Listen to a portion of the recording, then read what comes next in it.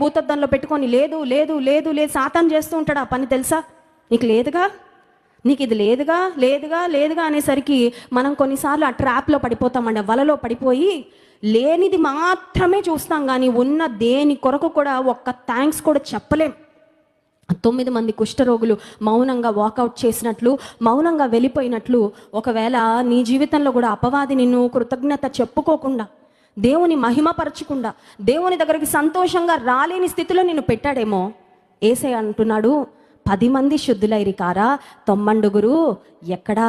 ఉపవాస ప్రార్థనకు వచ్చిన మనము మన అవసరతలు చెప్పుకోవడమే కాదు, అడగడమే కాదు, కృతజ్ఞతలు కూడా చెప్పుకోవాలి. అయ్యా నా జీవితంలో కష్టాలు వచ్చాయి కరెక్టే, కానీ ఈ కష్టాలలో కూడా నీ నమ్మకత్వం ఎంత గొప్పది. నా జీవితంలో బహుశా నేను అడిగినవన్నీ పొందలేదేమో, కానీ కొన్ని నేను అడగనివి కూడా ఇచ్చావు కదా, అందుకు నీకు కృతజ్ఞతలు చెల్లిస్తాను. ఒకవేళ నాకు బాధ వచ్చిందేమో, శ్రమ వచ్చిందేమో, కానీ శ్రమలో